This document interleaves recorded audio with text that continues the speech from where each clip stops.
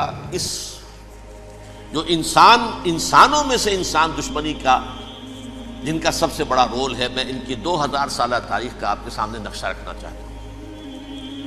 ان 1400 سال کا تو میں نے صرف 4 آپ کو پوائنٹس بتائے۔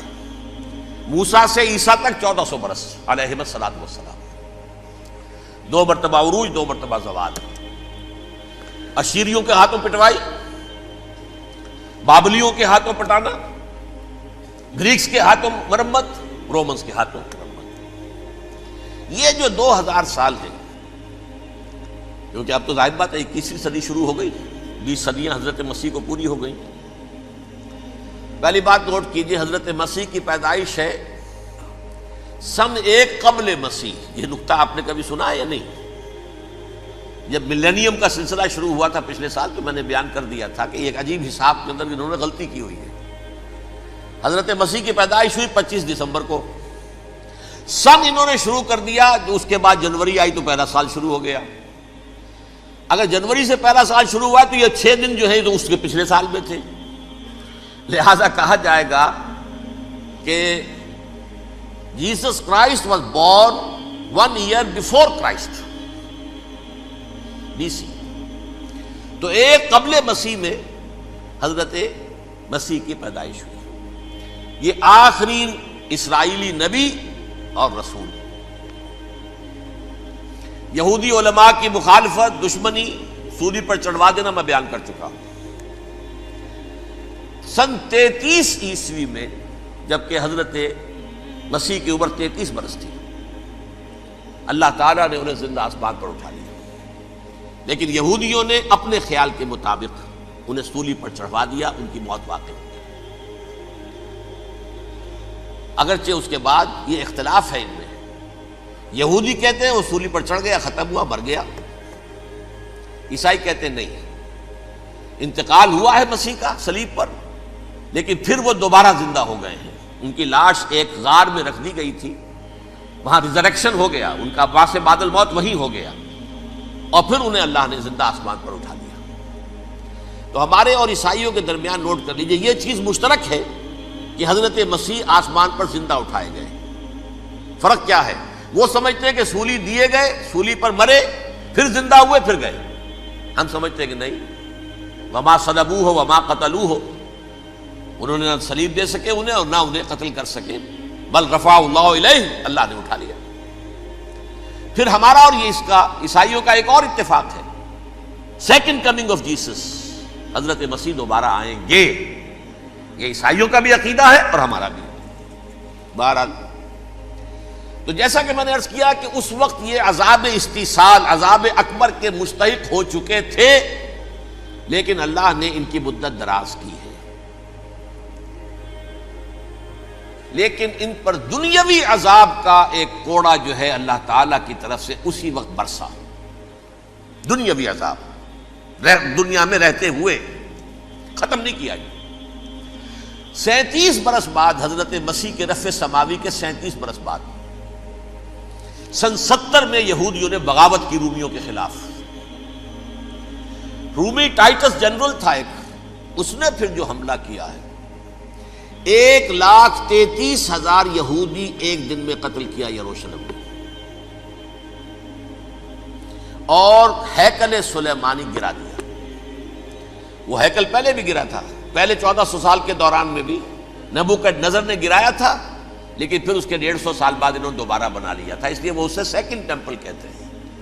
پہلا ٹیمپل جو حضرت سلیمان نے بنایا تھا، نبوکڈنضر نے گرا دیا 587 قبل مسیح میں، پھر دوبارہ انہوں نے 150 سال کے بعد بنا لیا۔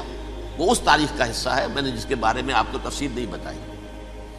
اس میں یہ ہوا سن 70 میں وہ گرا دیا گیا، وہ آج تک گرا پڑا ہوا ہے۔ نمبر 2، یہ کہہ دیا گیا کہ یہودیوں اس ارض فلسطین سے نکل جاؤ،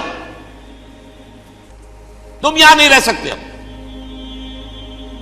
لہذا جس کا جہاں سینگ سمایا چلا گیا، یورپ میں چلے گئے، ایشیا میں آ گئے، عرب میں آ گئے، یہ 3 قبیلے جو رات بھی میں نے عرض کیا تھا، بنو قینقاع، بنو نذیر اور بنو قریظہ، یہ وہاں سے آ کے مدینے میں آباد ہو گئے۔ جس کا جہاں سینگ سمایا، افریقہ میں، ہندوستان میں، جہاں چلے گئے۔ ڈایاسپورا اسے کہتے ہیں، وہ آپ نوٹ کر لیجیے اس لفظ کو، ڈایاسپورا۔ ہمارا دور انتشار، جبکہ ہمیں ہماری اصل سرزمین تو فلسطین ہے، حضرت ابراہیم کا مسکن، حضرت اسحاق حضرت یعقوب کا مسکن فلسطین، یہ ہے ہماری اصل جاگیر، یہ تو ہماری جدی پشتی جاگیر ہے، لیکن یہاں سے نکال دیے گئے سن 70 عیسوی میں، اور وہاں سے لے کے 1917 تک ان کا ڈایاسپورا جاری رہا۔ یہ دور انتشار ہے۔ اس دور انتشار کے اب چند حصے ہیں جس کو میں چاہتا ہوں کہ آپ علیحدہ علیحدہ سمجھ لیں۔ دور انتشار کا جو پہلا جو ہے تقریباً 300 برس، رومی حکمران تھے، وہ یہودیوں کے بھی دشمن تھے اور عیسائیوں کے بھی دشمن تھے، عیسائی اور یہودی ایک دوسرے کے بھی دشمن تھے، لیکن رومی سمجھتے تھے کہ یہ ایک ہی تھیلی کے چٹے بٹے ہیں۔ رومیوں کے نزدیک عیسائی بھی یہودیوں ہی کا ایک فرقہ تھے، کوئی علیحدہ مذہب تو تھا ہی نہیں، لہذا رومی جو ہیں رومنز وہ ان دونوں کو ستاتے تھے، مارتے تھے، اور یہ آپس میں لڑتے تھے، یہودی عیسائیوں کو مارتے تھے، عیسائی یہودیوں کو مارتے تھے۔ یہ ہے 300 برس تک کی تاریخ۔ سن 300 عیسوی میں کیا ہوا؟ ایک معجزہ ہو گیا۔ بہت عظیم ایمپرر کانسٹینٹائن، قسطنطین اعظم، رومن ایمپررز میں سے بہت بڑا ایمپرر، وہ عیسائی ہو گئے۔ اب تو معاملہ بالکل تلپٹ ہو گیا، پوری سلطنت عیسائی ہو گئی۔ اب عیسائیوں کے عیش ہو گئے اور یہودیوں پہ مار پڑنی شروع ہوئی۔ اب عیسائیوں کا آپ خود سوچئے کہ جنہیں وہ خدا بنا بیٹھے ہیں، خدا کا بیٹا قرار دے رہے ہیں، ان کے قاتل کون؟ یہودی بدماش۔ لہذا ان کی وہ پٹائی شروع ہوئی ہے یورپ میں، پوری رومن امپائر میں، انہیں ذلیل کیا گیا، شہروں میں آمد بند، علیحدہ رہو، گھیٹوز کے اندر رہو۔ یہودی کا نام جو ہے وہ گالی بن گیا، جیسے آج بھی یہودی گالی کہتے ہیں، جیسے خنزیر کا لفظ، آخر وہ بھی اللہ کی مخلوق ہے، لیکن آپ کو معلوم ہے کوئی شخص زبان پہ نام نہیں لانا چاہتا خنزیر کا، سور کا، ہے تو مخلوق وہ بھی ایک حیوان ہے۔ ایسے ہی یہ ہے یہودی گالی، جیوٹ گالی۔ لہذا ایک طرف تو ان دونوں کے درمیان دشمنی، جس کو قرآن کہتا ہے وَأَغْرَيْنَا بَيْنَهُمُ الْعَدَاوَةَ وَالْبَغْضَاءَ، ہم نے ان کے مابین دشمنی جو ہے پیدا کر دی۔ اور جب یہ پوری سلطنت عیسائی ہو گئی تو قافیہ تنگ ہو گیا یہودیوں کا۔ اب آئیے 571 عیسوی، یعنی جب کہ ڈایاسپورا کو کتنا عرصہ ہو چکا تھا؟ 500 برس۔ سن 70 سے شروع ہوا ڈایاسپورا، جب ٹائٹس نے گرایا ہے ہیکل کو اور نکال باہر کیا انہیں فلسطین سے، بھاگ جاؤ یہاں ایک یہودی بھی نہیں رہے گا، فلسطین سے نکال دیے گئے۔ اس کے پورے 500 برس بعد سن 571 عیسوی میں حضور کی پیدائش ہوئی، ولادت باسعادت محمد رسول اللہ صلی اللہ علیہ وسلم۔ 610 میں آپ پر وحی کا آغاز ہوا، لیکن حضور کے ساتھ ان کا معاملہ کیا رہا؟ اول تو جب کہ حضور ابھی مکے ہی میں تھے، یہودیوں نے ریشہ دوانیاں شروع کر دی حضور کے خلاف۔ قریش مکہ کو سکھاتے تھے، پڑھاتے تھے، ان سے یہ پوچھو، ان سے یہ پوچھو، انہیں اس طرح تنگ کرو، ان سے یہ امتحان لو، یہ آپ کے علم میں ہے۔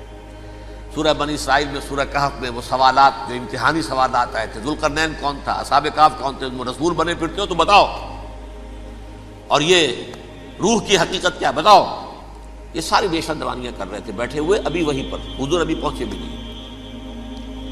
ہجرت فرما کر حضور تشریف لے آئے تو حضور نے، جسے ماسٹر سٹروک کہا جائے گا، یعنی اسٹیٹس مین شپ کا ماسٹر سٹروک، آپ نے مدینے میں آتے یہودیوں کے ساتھ پیکٹ کر دیا، جوائنٹ ڈیفنس پیکٹ آف مدینہ، کہ اگر مکے والے ہم پر حملہ کریں گے تو ہم مل جل کر ایک قوم کی حیثیت سے مقابلہ کریں گے۔ یہ میثاق مدینہ کہلاتا ہے، جس کے بہت غلط معنی پہنائے جا رہے ہیں آج کل۔ بہرحال میں موضوع میرا چونکہ یہ نہیں، میں ادھر نہیں جاؤں گا، لیکن ہوا کیا؟ ہر مرتبہ یہ خیانت کے مرتکب ہوئے، ان نے جو عہد کیے تھے ان سے پھرے، اندر ہی اندر سازش، ریشہ دوانی، حضور کی بدترین دشمنی۔ سورہ نساء کی آیت نمبر 12 میں 14 میں 13 میں فرمایا ہے لا تزال تطلع علی خائنۃ منہم، اے نبی ہمیشہ آپ کے علم میں ان کی طرف سے خیانتیں، بددیانتیاں آتی رہیں گی. اور بار بار وہ مسلسل جنگ کی آگ بھڑکاتے تھے.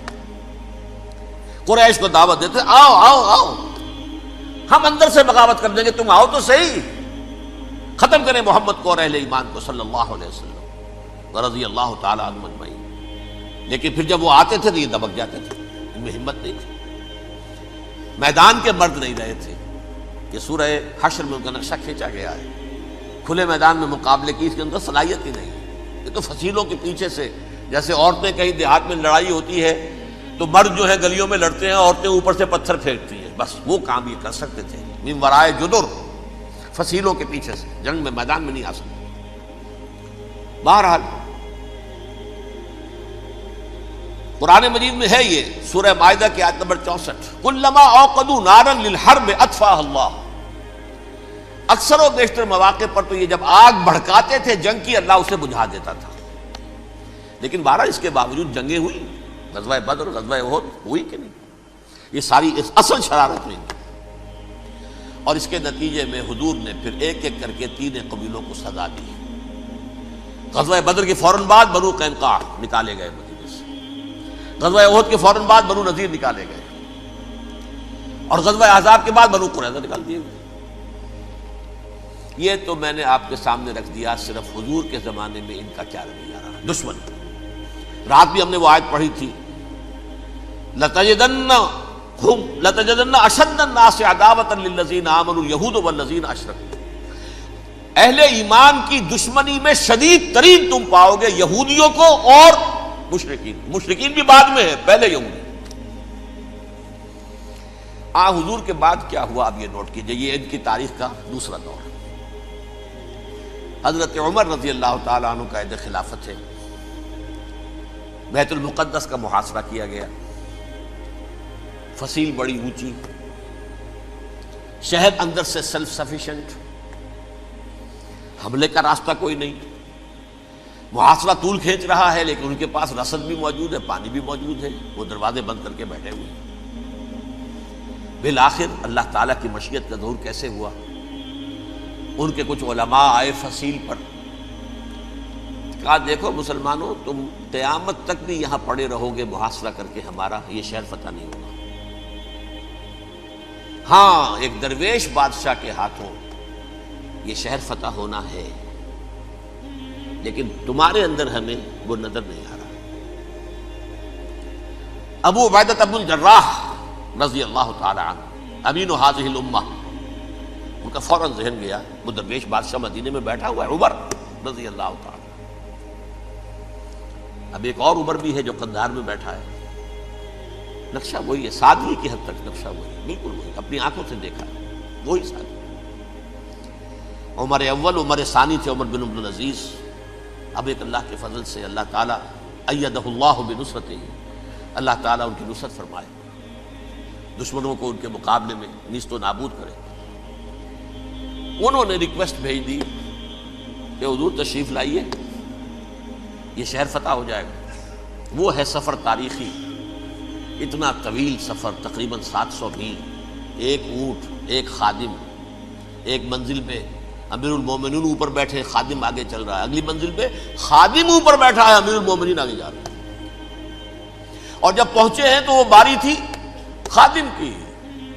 انہوں نے ہاتھ جوڑ دیا، حضور خدا کے لیے تم کیا کہیں گے لوگ، وہ میرا برا حال کر دیں گے، تمہیں شرم نہیں آئی؟ امیر المومنین پیدل آگے چل رہے ہیں نکیل پکڑ کر، اور تم بیٹھے ہو اوپر براجمان ہو. حضرت عمر فرمایا الدور دورک، نہیں باری تمہاری ہے، بیٹھ. اس حال میں پہنچے ہیں. اور پھر یہ کہ ابو عبیدہ بن الجراح آئے ہیں، استقبال کیا ہے تو دیکھا ہے اس حال میں چلے آ رہے ہیں. عمر نکیل پکڑے ہوئے چلے آ رہے ہیں، اور کہتے ہیں کہ کہیں کیچڑ ویچڑ تھا، جوتے خراب ہو گئے تھے، وہ بھی اتار کے ہاتھ میں پکڑے ہوئے، کپڑے تو تھے ہی پھٹے ہوئے. انہوں نے کہا بھی حضرت ابو عبیدہ نے، دیکھیے یہ بڑا متمدن ملک ہے، بڑا مہذب علاقہ ہے، یہ آپ ذرا حلیہ اپنا دوست فرما لیں تب جا کے پیش ہم آپ کو کریں گے. آپ نے فرمایا نحن قوم اعزنا اللہ بالاسلام، ہم وہ قوم ہیں جنہیں اللہ نے عزت دی ہے اسلام کے ذریعے سے. کپڑوں کے ذریعے سے نہیں، دولت کے ذریعے سے نہیں۔ اسی حال میں گئے ہیں، اوپر سے انہوں نے کھڑے ہو کر نشانیاں دیکھی ہیں، اپنی کتابیں کھولی، ہاں یہ وہی ہے، اچھا لو جی سرنڈر، شہر تمہارے ہاتھ میں۔ خون کا ایک قطرہ نہیں بہا اور بیت المقدس فتح ہو۔ لیکن اس وقت حضرت عمر نے ایک نرمی یہ کی کہ یہودیوں کے لیے بھی اسے اوپن سٹی قرار دے دیا۔ یہ احسان عظیم حضرت عمر کا۔ اس سے پہلے یہودی آ ہی نہیں سکتا تھا، داخل ہی نہیں ہو سکتا تھا، وہاں وہ آ کر وزٹ نہیں کر سکتا تھا، زیارت نہیں کر سکتا تھا اپنے مقدس مقامات کی۔ حضرت عمر نے یوں سمجھیے کہ تقریباً 550 برس کے بعد ان کے لیے راستہ کھولا ہے کہ ہاں تم آ سکتے ہو، زیارت کر سکتے ہو۔ لیکن یہ عیسائیوں نے لکھوایا معاہدے کے اندر، انہیں یہاں آپ آباد ہونے کی اجازت نہیں دیں گے، لیکن کم وزٹ دی پلیسز، دیکھیں زیارتیں کریں اور جائیں۔ یہ معاہدہ حضرت عمر کا ہے رضی اللہ تعالیٰ، جو پھر خلافت راشدہ کے بعد بنو امیہ نے بھی اس کو آنر کیا، بنو عباس نے کیا۔ پھر جو ہمارے یہ ترکوں میں اندر خلافت آئی تو ترک خلفاء نے بھی اس معاہدے کی پوری پابندی کی۔ فلسطین میں آ سکتے ہیں یہودی صرف زائرین کی حیثیت سے، وہاں آباد نہیں ہو سکتے۔ اب آئیے اگلا دور آیا حضرت عثمان کا دور خلافت۔ یہ ہے وہ وقت کہ اب یہود نے امت مسلمہ کی پیٹھ میں چھرا گھونپا۔ وہ کیسے؟ ایک یہودی عبداللہ ابن سبا اسلام کا لبادہ اوڑھ کر آ گیا، معاشرے کا جائزہ لے لیا، ان میں بنو ہاشم اور بنو امیہ میں جو پرانی کشاکش تھی اس کے کچھ نہ کچھ جراثیم باقی ہیں، اگر ان کو ذرا بھڑکا دے تو مسلمانوں میں انتشار پیدا ہو جائے۔ کہا یہ عثمان کون ہے؟ یہ تو بنو امیہ میں سے ہے، یہ حق تو بنو ہاشم کا ہے، خلافت ان کے پاس ہونی چاہیے، محمد کے تو رشتہ دار وہ ہے صلی اللہ علیہ وسلم۔ عوام الناس کے اندر بات پھیلنی شروع ہوئی۔ پھر ایک بڑی سازش کے انداز میں حضرت عثمان کے خلاف پروپیگنڈا، حضرت عثمان کے جو عاملین تھے، گورنر تھے، ان کے خلاف پروپیگنڈا، اور ایسی ہوشیاری کرتے تھے کہ کوفے میں کوفے کے حاکم کے خلاف کچھ نہیں کہنا، اجی مصر میں یہ ہو رہا ہے، اجی شام میں یہ ہو رہا ہے، اجی یہ جو عثمان ہے وہ یہ کر رہا ہے، یہ ظلم ہو رہا ہے، یہ لوٹ مار ہو رہی ہے، یہ خیانتیں ہو رہی ہیں۔ اب نہ تو اس زمانے میں مینز آف کمیونیکیشن، کیسے تصدیق کریں؟ افواہیں تو آپ آج کراچی کے اندر شروع ہو جائے تو پتہ نہیں چل سکتا کسی کو کہ کیا اس میں صداقت ہے کیا جھوٹ ہے، اور بری بات جو ہے فطرت انسانی کی کمزوری ہے وہ فوراً قبول کرتا ہے، کسی کے بارے میں اچھی بات ماننے کو تیار نہیں ہوتا لیکن بری بات تو فوراً تیار۔ بہرحال یہ فتنہ انہوں نے اٹھایا، حضرت علی کی الوہیت کا فتنہ اٹھایا، حضرت عثمان کے خلاف الفتنۃ الکبریٰ برپا کیا، حضرت عثمان شہید ہوئے۔ اس کے بعد 5 برس تک مسلمان ایک دوسرے کی گردنیں کاٹتے رہے، باہمی خانہ جنگی ہوئی، امت کو وہ زخم لگایا ہے جو آج تک جس سے خون رس رہا ہے۔ یہ شیعان عثمان اور شیعان علی تھے جو بعد میں پھر سنی اور شیعہ ہو، اور آج تک فتنہ کس نے جگایا؟ ایک عبداللہ ابن سبا یہودی اور اس کے کارندے، شیطان کا ایجنٹ، اور انسانوں میں سے بھی اس کے جو بھی حواریین تھے اور شیطانوں کے اندر سے بھی تھے، انہوں نے بھی اس آگ کو بھڑکایا۔ یہ آپ سوچ لیجئے کہ یہ کس نے وہ زخم لگایا؟ یہودی۔ اگلا دور آیا، خلافت راشدہ ختم ہوئی، بنو امیہ کا بھی دور کافی گزر گیا۔ طارق ابن زیاد 712 عیسوی میں حملہ کرتے ہیں اسپین پر۔ اسپین اس وقت عیسائیت کا بہت بڑا گڑھ، بڑے کٹر ترین عیسائی جو ہے وہ اسپین میں تھے، لہذا یہودیوں کی وہاں بہت پٹائی ہوتی تھی، بہت پٹائی ہوتی ہے، میں بتا چکا ہوں، دشمنی تھی، یہ تو چلی آ رہی تھی عیسائیوں کے ہاتھوں یہودیوں کی۔ وہ تو سن 300 عیسوی سے ایمپرر کانسٹنٹائن کے بعد سے شروع ہو گئی تھی۔ اس حوالے سے یہودیوں نے اس وقت چالاکی یہ برتی، کچھ راستے واسطے بتائے، کچھ مدد کی طارق ابن زیاد کی۔ طارق ابن زیاد نے انہیں اپنا محسن سمجھا، ہسپانیہ فتح ہو گیا تو یہودی چونکہ محسنین کی فہرست میں آ چکے تھے، انہیں بہت اقتدار نصیب ہوا، بڑی سپورٹ مسلمانوں نے دی۔ ان کے بڑے بڑے علماء جو ہیں اسی دور کے اندر پیدا ہوئے، بڑے بڑے تھنکرز ان کے اسی دور میں پیدا ہوئے۔ بن گوریون جو کہ ایک وزیر اعظم تھا اسرائیل کا، اس نے یہ لکھا ہے اپنی کتاب میں، Muslim Spain was the golden era of our diaspora. وہ ڈائسپورا جو 70 عیسوی سے شروع ہوا تھا اور 1917 عیسوی تک جاری رہا ہے، اس میں سے گولڈن ایرا ہمارا جو تھا وہ مسلم اسپین تھا. ہسپانیہ میں بیٹھ کر ہم عیش کیے.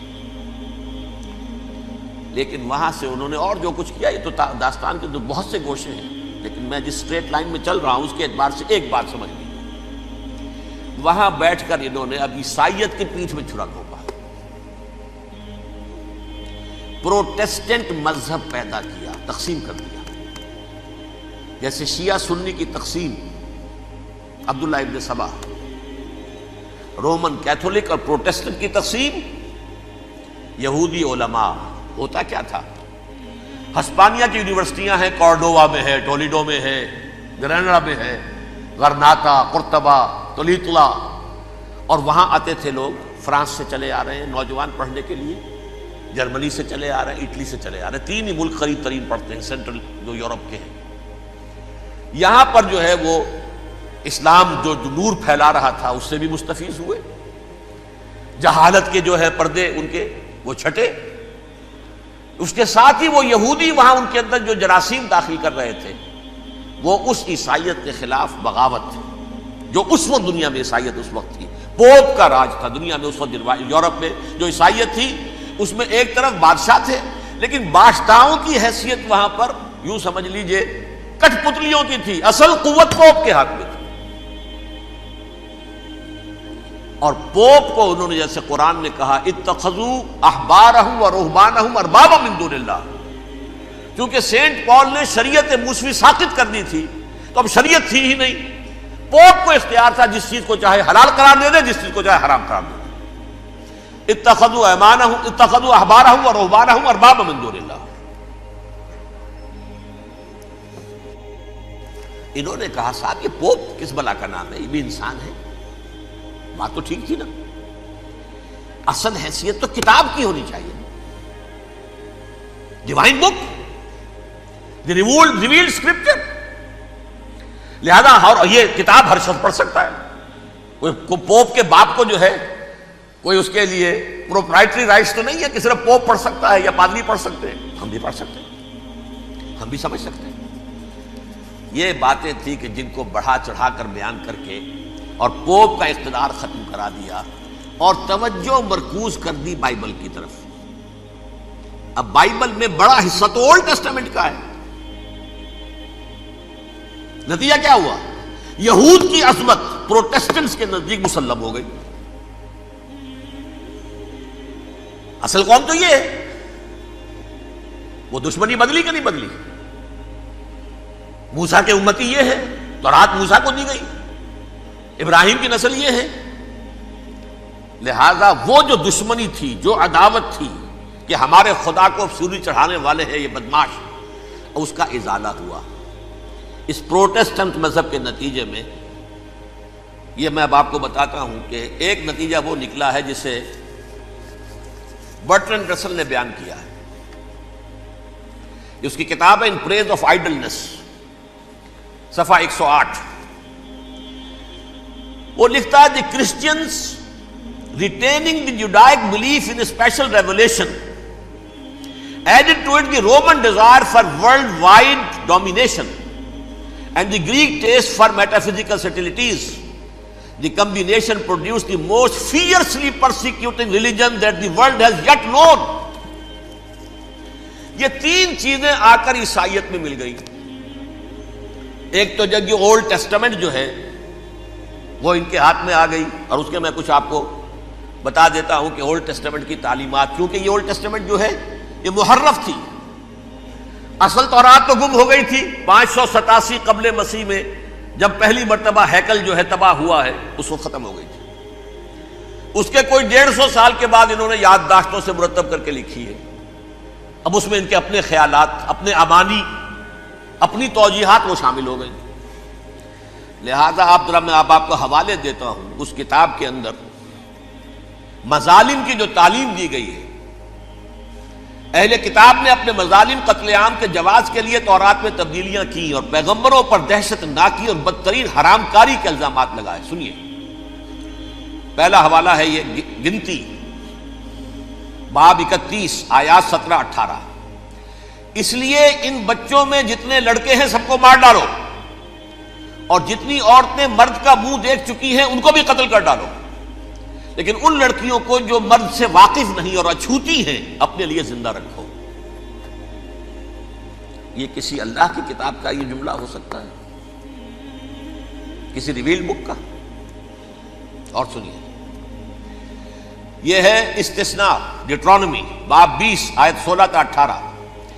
پر ان قوموں کے شہروں میں جن کو خداوند تیرا خدا میراث کے طور پر تجھ کو دیتا ہے، کسی ذی نفس کو جیتا نہ بچا رکھنا، جیسا خداوند تیرے خدا نے تجھ کو حکم دیا بالکل نیست کر دینا.